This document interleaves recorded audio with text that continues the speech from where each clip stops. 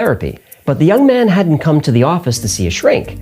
He was there to see the most famous psychic in the country, Edgar Cayce.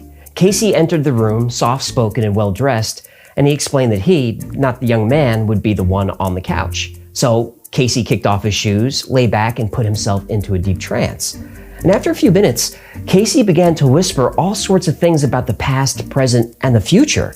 It was then that the young man realized that Cayce wasn't just making predictions about his life.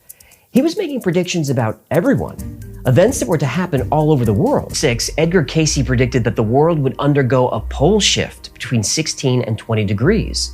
And this would happen when both Mount Etna in Italy and Mount Pelée in Martinique erupt together. And when that happens, we'll have 90 days to evacuate the coastlines. Are those volcanoes still active? Oh, they are. Mount Etna just erupted a few months ago, and scientists at Mount Pelée said that the seismic activity there is above baseline. No. Now, if the poles do shift, as Edgar Cayce predicts, the world map is going to look very different.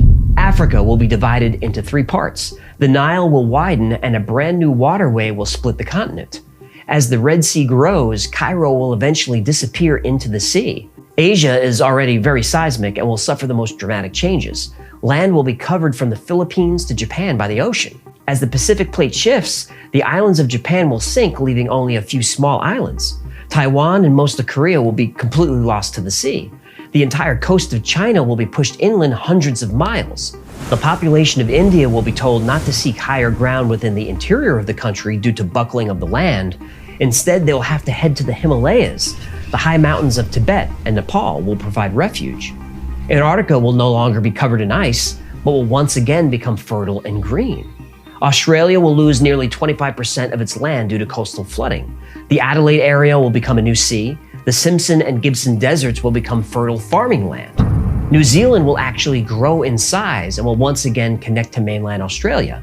And New Zealand will ultimately become one of the safest areas in the New World. Lucky Kiwis. Europe will suffer. Most of Northern Europe will simply be gone, sunk into the sea, as the tectonic plate underneath it collapses. Norway, Sweden, Finland, and Denmark disappear, eventually becoming hundreds of small islands. Most of the UK, from Scotland to the English Channel, will disappear into the ocean, but several small islands will remain. London and Birmingham will actually survive, but not as cities, as islands. Ireland will disappear completely except for land at high elevation. Russia will be separated from Europe by an entirely new sea when the Caspian, Black, Kara, and Baltic Seas combine. The new sea will stretch all the way to Siberia. Russia's climate will remain intact, leaving Russia to supply most of Europe's food. Putin is gonna be king of the world. You mean he isn't already? You make a good point. In Canada, most of the coastline will be pushed in by 200 miles. Regions in Quebec, Ontario, Manitoba, Saskatchewan, and areas of Alberta will become the refugee survival center of Canada. As the North American plate buckles, the new islands of California will be created with almost 150 separate islands. The West Coast will recede east toward Nebraska, Wyoming, and Colorado. The Great Lakes and the St. Lawrence will join and continue from the Mississippi River all the way to the Gulf of Mexico. All coastal areas from Maine to Florida will be taken over by water and pushed inland for miles. Most of the coastal areas of Mexico will be flooded. The California Baja coast will ultimately become a series of islands. Billions of people will be displaced by this cataclysm. Billions more will be killed. Well, that was cheerful. Sorry about that. The Earth's magnetic poles have been moving for the last 200 years. Since then, the North Pole has crossed the Arctic Ocean, gaining speed. It is now off the coast of Siberia. The South Pole is now far out to sea. The poles are moving at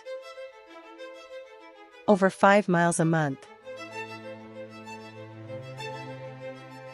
Earth's magnetosphere or shield strength has been reduced by 20%. More galactic cosmic rays are entering Earth's atmosphere, causing atmospheric compression. spawning atmospheric rivers, damaging plant and animal DNA, also heating the Earth's mantle.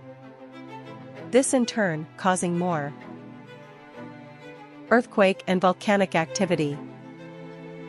There is more affecting our world. Our sun is entering into its grand solar minimum.